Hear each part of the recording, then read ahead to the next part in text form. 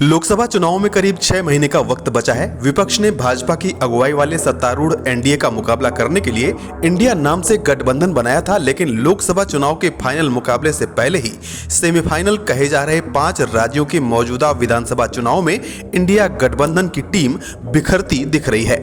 ताजा बयान इंडिया गठबंधन का सबसे पहले सपना देखने वाले नीतीश कुमार का है, जिन्होंने गठबंधन के सबसे बड़े घटक कांग्रेस को लेकर बहुत बड़ी बात कही है और कांग्रेस के प्रति उनकी नाराजगी इसमें खुलकर दिखती है। पटना में सीपीआई की रैली में बिहार के मुख्यमंत्री नीतीश कुमार ने इंडिया गठबंधन में चल रही गतिविधियों को लेकर नाराजगी जताई। नीतीश कुमार ने कहा कि आजकल इंडिया गठबंधन में कोई काम नहीं हो रहा है।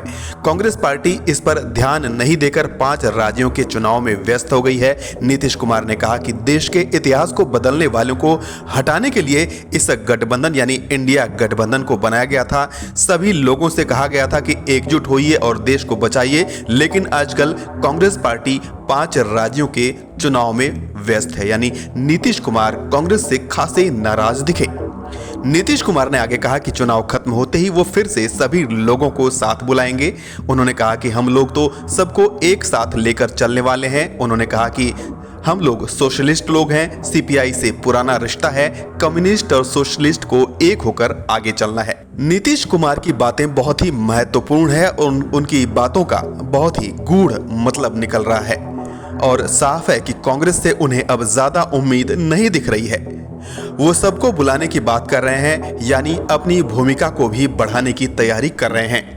उन्होंने कम्युनिस्ट और सोशलिस्ट को एक होकर चलने की बात कही है, तो उनकी बातों से एक संभावित गैर कांग्रेसी गठबंधन की संभावना से भी इनकार नहीं किया जा सकता। दरअसल इस सब के लिए कांग्रेस ही काफी हद तक जिम्मेदार है।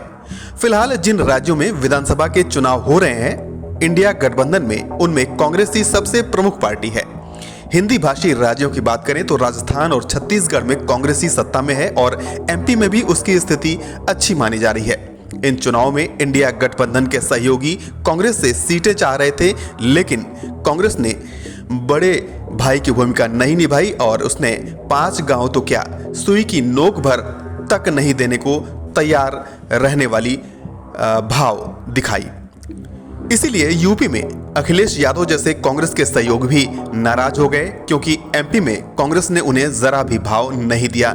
यहां तक कि सपा पिछली बार जिस सीट पर चुनाव जीती थी उस सीट पर भी कांग्रेस ने अपना उम्मीदवार उतार दिया। कांग्रेस ने एमपी चुनाव के लिए यूपी तक को दांव पर लगा दिया, लेकिन यूपी में कांग्रेस को एक भी चुनावी जीत हासिल करनी है तो उसे समाजवादी पार्टी की बैसाखी की जरूरत जरूर पड़ेगी। इसे ध्यान रखना होगा।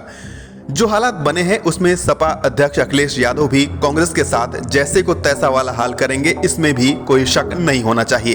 कांग्रेस के लिए सुविधाजनक स्थिति तभी हो सकती है जबकि वो हिंदी भाषी क्षेत्रों में तीनों राज्यों में सत्ता हासिल करने की स्थिति में आए, वरना इंडिया गठबंधन के दूसरे सहयोगी उसे आगे किसी हालत में भाव नहीं देंगे। अब सब कुछ इन राज्यों के चुनाव नतीजों से ही तय होगा। बहरहाल जो स्थिति बन रही है उससे इंडिया गठबंधन का भविष्य अच्छा नहीं दिखाई दे रहा।